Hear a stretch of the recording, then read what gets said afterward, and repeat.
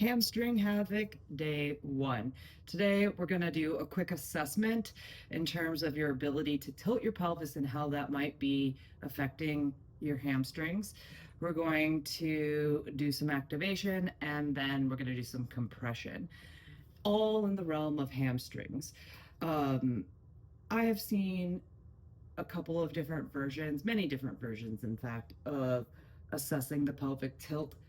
The one that I find the most effective when I'm teaching other human bodies is actually from a standing up position. So let's go ahead and do that. We're going to start standing first.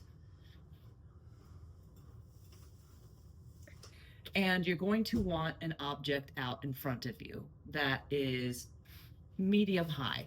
It can be a table, it can be a chair, it can be yoga blocks, depending on what kind of hamstring mobility you're working with to begin with. You're going to stagger your feet, one in the front, one in the back. Pyramid pose if you do yoga.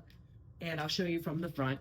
You are not on a tightrope here. You're on train tracks, right? One and then the other. In other words, you have a significant amount of space in between your feet, which is usually about hip width, shoulder width if you're really, really, really, really tight. And also, let me show you the hips here real quick.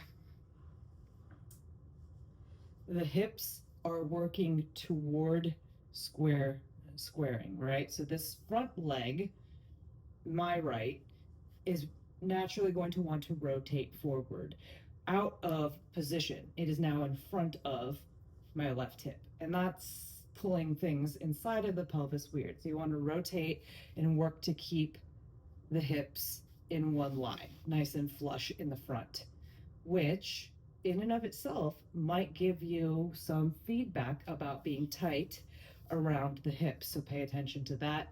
We'll circle back to that another time. That is another piece of the puzzle that we're not working on today. So you might need to be way up here in order to even access straight legs, and that's totally fine.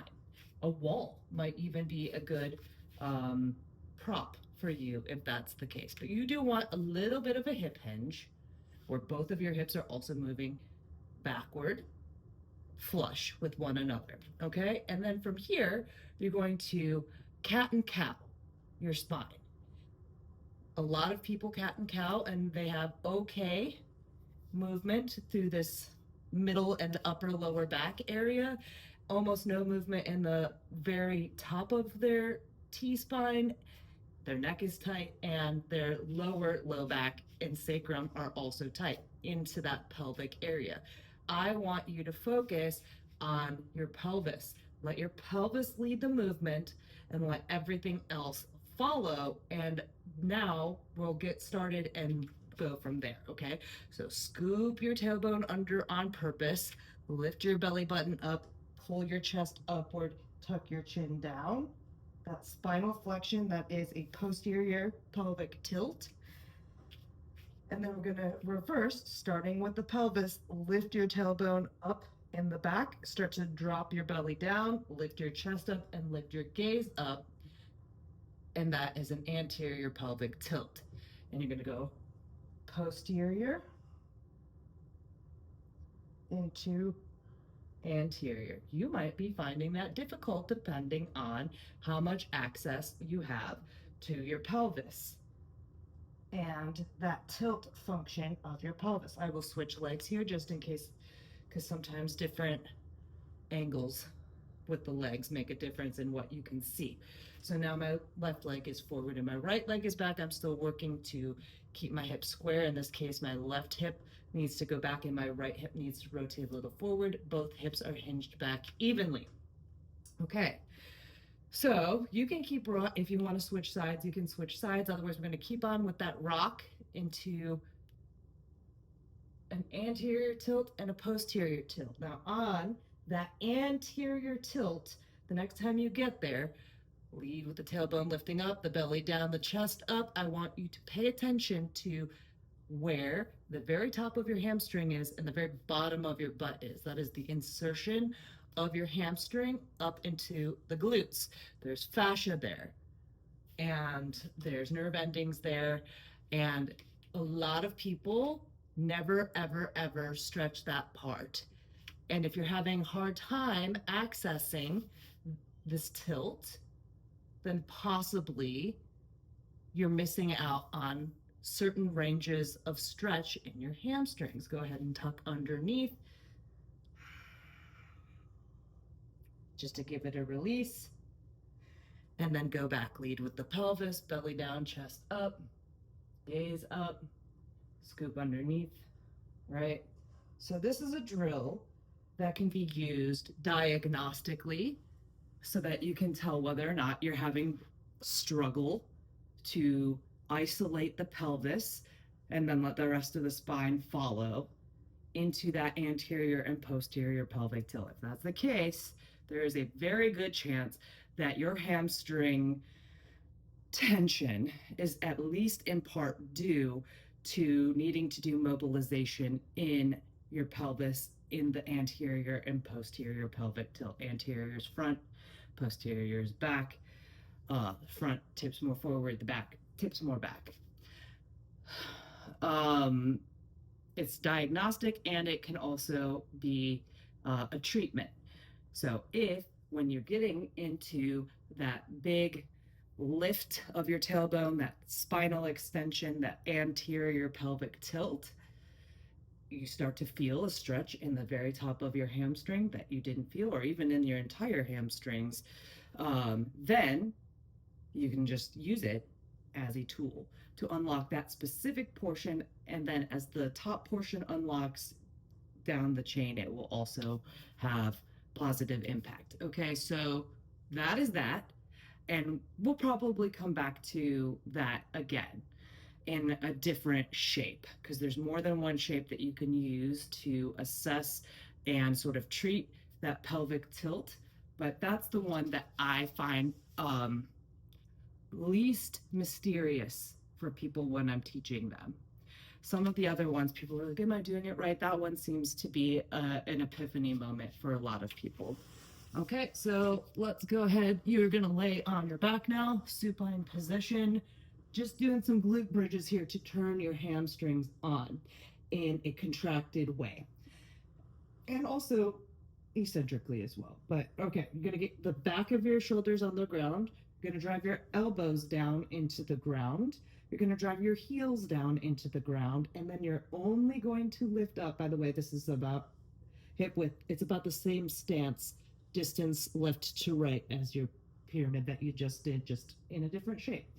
Okay, shoulders on the floor, elbows are driving down, heels are driving down, and then I'm going to just lift up a little bit. I'm actually going to scoop my tailbone under a little bit so that posterior pelvic tilt, so that I'm isolating the glutes, and I'm also using the back of my knee here. How do you know if you're even using the back of your knee? You can grab a piece of paper, right? Open your knee, close your knee, squeeze that. That's the feeling that you want to feel down here on the ground. How do you know if you're isometrically pulling your heels backward, right? It would be the same thing as if you were going to scoot, right? So you want to feel that movement and this movement in your bridge, and you're going to do it slowly enough that it builds tension in the back of your leg up into the bottom of your butt, not in your low back. We're not coming up here, just to show you we're not coming up. This is like yoga and gymnastics. This has some function to stretch the front of your body and to engage the entire spine for the most part, but that is not the purpose here. Less is more. Sometimes even just an inch up off of the ground is sufficient to get that activation. So shoulders, elbows, heels, squeeze the things in and lift up a little bit. Feel the bottom of your butt, feel the back of your legs, feel the back of your low legs, so hamstrings and your calf muscles. And you're going to keep that tension as you go down, just a little tap with the hips, and then come up, just that slow. So that's about a 1 1000, 2 1000, 3 1000, 1 1000, 2 1000, 3 1000, down, 2 3, up, 2 3, down and up, and really 5 8 10 max. I'm fine. That was plenty. That was like 4 or 5 for me. Good, right? They're on. Hamstrings are on. So I feel them. They're contracted. They're up, and they also had a little bit of that eccentric loading because you kept the tension on the way down.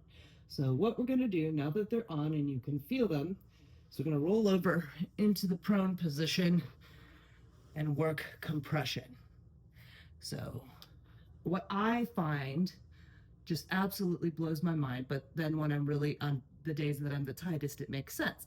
Is people can't even get back there because they're so tight in the hamstrings. This is compression. You're going to go backward, and instead of really activating your muscles to pull your butt to your heels, you're just going to kind of use your body weight and gravity to start to push yourself backward. Now, when you get to the point where you can't go anymore, you have a couple of options. If you're very tight, this is one of the best approaches that you can start to tap in and tap out of. So there's multiple different ways to do this. So let's get going on your options. Number one, you can be active while you're doing this. So you can come forward, open the angle of your knee, close the angle of your knee, open and close. You're not worried about your pelvic position super a lot. You're not worried about much of anything else. It's just opening the knee, closing the knee, releasing the hamstrings, compressing the hamstrings, in and out of that, using the weight of your body to get a little bit further down, a little bit further down. But when you reach your hard limit, whatever that is, for some people it's way up here, you can put an object back there so that you can rest against the object. And maybe that's great and it's working for you, but that is not enough support.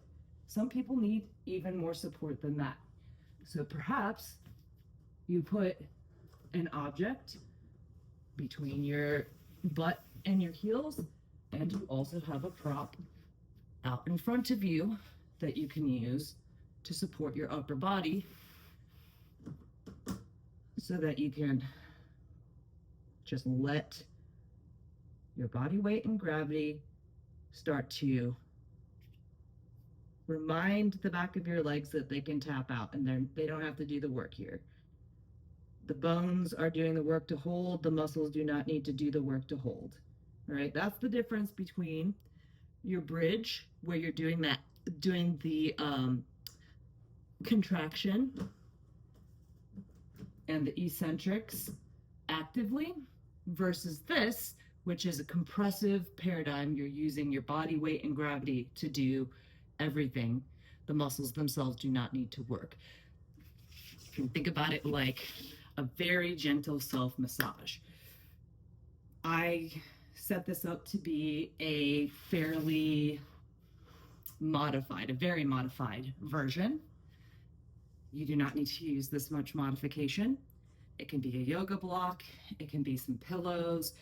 Doing this on your bed, or this is a pretty soft surface, versus doing it on a hard surface, is definitely going to allow you to be more comfortable and to stay longer. So what we did is we worked on your pelvic tilt, because the default position of your pelvis changes how much access you have to your hamstrings. We activated your hamstrings, which most people are weak in their hamstrings. They're quad dominant. We are a quad dominant society. Most sports are fairly quad dominant. So there is a better than average chance that you are coming into your hamstring tightness from a place of them also being weak and needing to wake up. And same thing with your glutes, which are intimately related. And then we worked on compression. those are just three of very many tools that we're going to employ over the next 10 days. So, yeah, if you have any questions, you know where to get me. Just holler, and we'll see you tomorrow for day